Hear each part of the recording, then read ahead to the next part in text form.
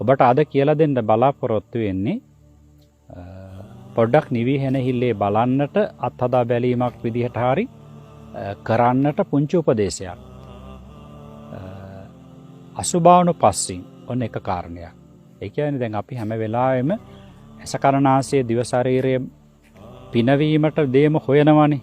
පිනවීම කියලා කියන්නේ තෘෂ්ණාව ඇති කරන, රාගය ඇති කරන, රාගය වර්ධනය කරන, ආස්වාදයේම ඇති කරන රූප ශබ්ද ආදී. එහෙම නැත්නම් මේ කේසාලෝමා නකා දන්ත ආදී වශයෙන් වෙන් කරලා බලනකොට මහා පිළිකුලක් ඇති වෙන, එකට තියෙනකොට ඇලීමක් ඇති කරන මේ ස්වභාවය. ඒක කියන අසුභ වශයෙන් බලන්න කියනවා. ඉතින් තම තමාම කල්පනා කරලා බලන්න ඇත්තට මේක සුබද නැත්නම් බුදුරජාණන් වහන්සේ වැරදිලාද කියලා. කේසාලෝමා කෙස්ලොම් නියදත් සම්මස්සාදිය බුදුරජාණන් වහන්සේ කියපු හින්දා අපි හිතන්න ඕනේද අසුභයි කියලා. නෑ, එහෙම හිතන්න ඕනේ නෑ. බුදුරජාණන් වහන්සේ කියපු එක හොයලා බලන්න ඒක ඇත්තද කියලා. ඒ බලනකොට තේරෙයි මේක අසුභයි කියලා. හැබැයි ඉතින් මේක වෙනුවෙන් නේද මරාගන්නේ. මනුෂ්‍ය පමණක් නෙවෙයි මේ කේසාලෝමා නකා දන්තා කියන මේ ටික වට කරලා තියෙන මේකින්ද කොච්චර මරා ගන්නවද කොටා ගන්නවද නේද? තමාම සිය දිවිහානි කරගන්න අවස්ථාවක් තියෙනව නේද?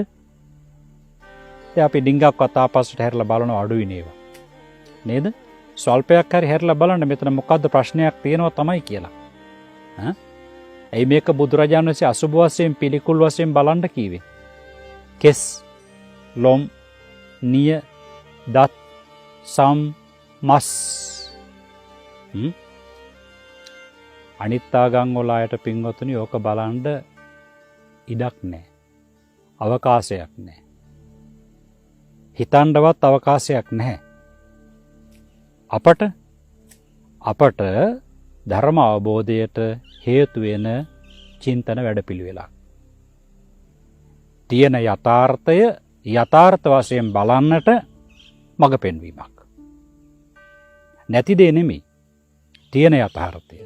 ආන්න එක තමයි ඒ විදිහට දකින්න කියනවා අසුභ වශයෙන්. ඊළඟට ඉන්ද්‍රියේසු සංඋතං. ඒකත් එක්කම ගැලපෙනවා.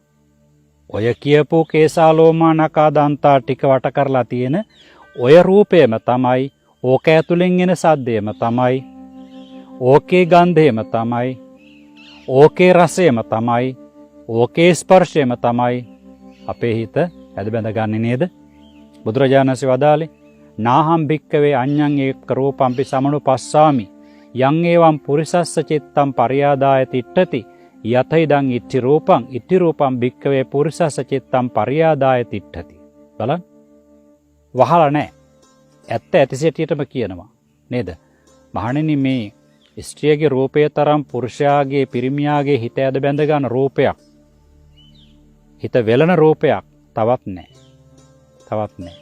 ඊළඟට ස්ත්‍රියගේ රූපය පමණක් නෙවෙයි, ස්ත්‍රියගේ හඬ, ස්ත්‍රියගේ ගන්ධය, ස්ත්‍රියගේ රසය, ස්ත්‍රියගේ ස්පර්ශය, අනිත් පැත්තටම යනවා පිරිමියාටත් නේද? පිරිමියාගේ ස්ත්‍රියගේ හිත ඇද බැඳ ගන්නා වූ රූප අතර පුරුෂ රූපය අංක 1, පුරුෂයාගේ හඬ, පුරුෂයාගේ ගන්ධය, පුරුෂයාගේ රසය, පුරුෂයාගේ ස්පර්ශය නේද?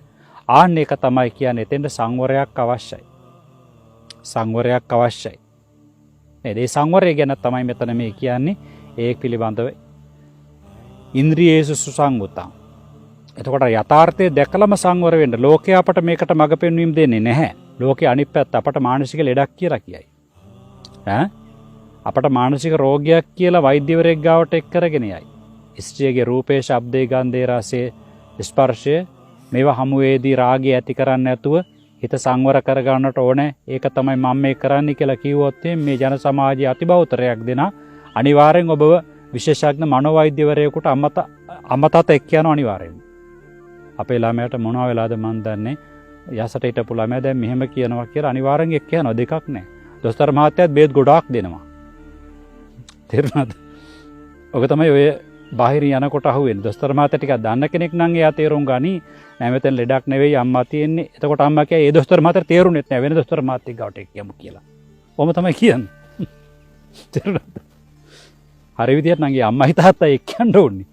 දැන් මේ අර හොඳ කොල්ලව එක්ක යනවා. හරි? ඉතින් ඒ නිසා ඔන්න බලන්න ඒ සුභානුපස්සෙන් විහරන්තං අසුභානුපස්සෙන් විහරන්තං ඉන්ද්‍රියසු සංගතං. මේවා පුදුම වැඩේ කියන මේවා නිසා හිත ගිනිගෙන දැවෙනවා තේරෙන්නේ නැහැ. ඒකම පුදුමාකාර දෙයක්. මොකද හේතුව? අත්හදා බැලීමක් විදිහටවත් අනිත් පැත්ත බලන්න කැමති නෑ, අසුභ වශයෙන් බලන්න කැමති නෑ, ඉන්ද්‍රිය සංවරයකට කැමති නෑ. ඇලෙන ඔක්කොම හොයනවා. හැබැයි ගැටෙන එක නොහෙව්වත් එනවා. එතනයි ප්‍රශ්නේ තියෙන්නේ. හොඳ රූප, ශබ්ද, ගන්ධ, රස, ස්පර්ශ ඔක්කොම හොයනවා. නරක ඒවත් හම්බෙනකොට එතනදී හොඳු මාන්දු වෙනවා. හොඳයි නරකයි දෙකම දිහා මධ්‍යස්ථව බලන කෙනා එයා නැගී සිටිනවා. එතකොට දැන් මෙතනදී ඒ විදිහට ඊළඟ භෝජනම්මි මත්තඤ්ඤු. ඔය අපි නම් ඉස්කෝලේ යන කාලේ අපට කියලා දීලා තියෙනවා කණ්ඩ පුළුවන් ගානට බෙදා ගන්න. තමන් කන පිඟාන කාටවත් හොදන්න දෙන්නට එපා. ගෙදර මල් පැලයක්, පළතුරු පැලයක්, එළවලු පැලයක් හදා ගන්න. අපට නම් ඔවා කියලා දීලා තියෙනවා. දැන් ඉතින් ගුරුවරු කියන දේවල් ළමයි එහෙම දැකීමකට ලක් කරන්නේ නැහැ. දැන් ඉන්න අලුත් ගුරුවරු ඔවා කියලා දෙන්න දන්නෙත් නැහැ. මොකද ඒගොල්ලොත් ඉන්නේ පොළවේ ඉඳලා අඩි කීපයක් ඉහළින්. බොහෝම කලාතුරකින් ගුරුතුමියක් තමයි ඒ හපංකම කිරීමට දක්ෂ. තේරුණාද? එතකොට අපට අපි ඉගෙන ගන්න දෙයට අමතරව ලොකු ගැප් එකක් සහිතව අපි ධර්මයත් එක්ක යන්න ඕනේ. මොකද ධර්මයේ බිඳුවක්වත් කියලා නොදෙන ගුරු අපසරියක් නම් තියෙන දරුවෙකුට සම්පූර්ණයෙන් මේ පැත්තට හැරෙන්න ලොකු වෙහෙසක් දරන්න. මොකද අනිත් පැත්තම තමයි අපට හිත වලට ඔළුව වලට පුරවලා තියෙන්නේ. ඊළඟට සද්ධං ආරද්ධ වීරියං. ශ්‍රද්ධාව කියලා කියන්නේ බුදුරජාණන් වහන්සේගේ ගුණ දැනගෙන. හරි? බුදුරජාණන් වහන්සේගේ චිත්තසංතානයේ ගුණ අනුසාරයෙන් හඳුනාගෙන. චතුරාර්ය සත්‍ය මේ විශ්වයේ මේ යථාර්ථයයි කියන එක හඳුනාගෙන. ඒ ජීවිතය තුළින් බැලිය හැකිද කියන ඒ චින්තනය පුරුදු පුහුණු කරගත්තොත් සුතමේ චින්තාමේ වශයෙන් ධර්මයේ පිළිබඳව දැනුමක් මිනුමක් ඇති කරගත්තොත් එතන පහළ වෙනවා ශ්‍රද්ධාව. හරි? සද්ධං ආරද්ධ වීරියං. වීරියත් එක්ක ගොඩ නැගෙනවා. අගුණ වඩන්න නෙමෙයි ගුණ වඩන්න. දුර්වලකම් වඩන්න නෙමෙයි ප්‍රබලකම් වඩන්න. බෝසත්කම් දියුණු කරන්න.